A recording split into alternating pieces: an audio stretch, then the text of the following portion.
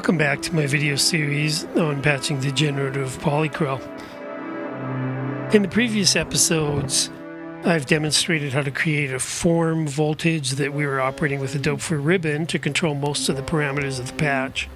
And then we moved that to a series of sequencers running in sync, running in the background, creating automatic controls to the tempos, note ranges, scale types, timbres, reverb amounts to help create a little bit of a form to our Krell patch. And again, this is going to be a little bit difficult to see because it's buried in cables. This is a fascinating module, and it's certainly not as difficult to understand as some would have you believe. This is the Doepfer A152 addressed track and hold switch. It's essentially three modules in one. It does three things. On the far side, I'm using its gate outputs, and the gate outputs are simply high gates that come out of 8 outputs in clocked mode, because this module can also run in CV mode, where an incoming CV voltage will drive it through its 8 stages. But in clocked mode, like I'm using here, it's just like a regular sequencer. It has a reset.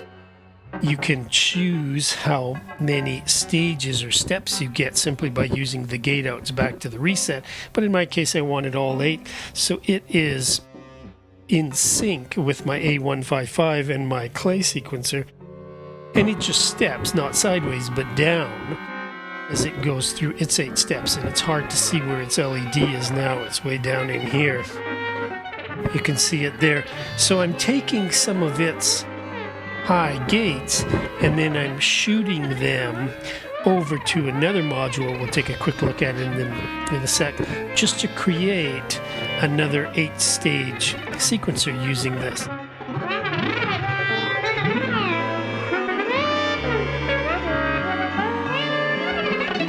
I'm also using its switched I/O. It has a bidirectional switch in there, so I'm able to bring in voltages, audio, or anything else, and then come out of a common output on the bottom. So as it steps through, it's also stepping in its switch. So far, I'm not using the track and hold, but it's very, very simple.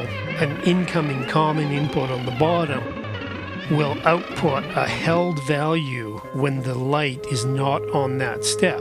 If the light is on that step, then it's tracking that value, so it'll pass that value just like an individual track and hold would. And it does some really cool, almost shift register, but not quite, sorts of things if you use it to drive a whole bunch of oscillators.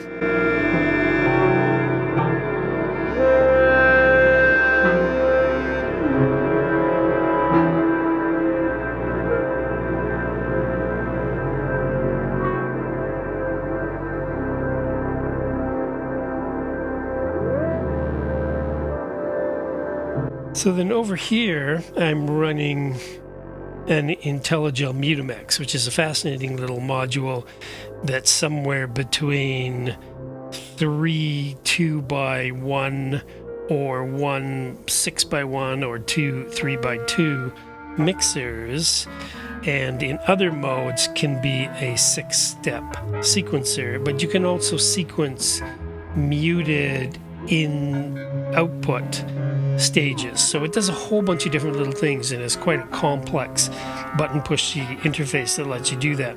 All I'm doing now is using it as a mixer that brings in 6 of the gates from the Doepfer A152, and then by setting its faders to different places, that common output gives me a sequencer, and then I'm just ignoring 2 of the gates that I don't need. When their number comes up on the A152, I just get 0 volts out of here. So it gives me yet another 8-step sequencer.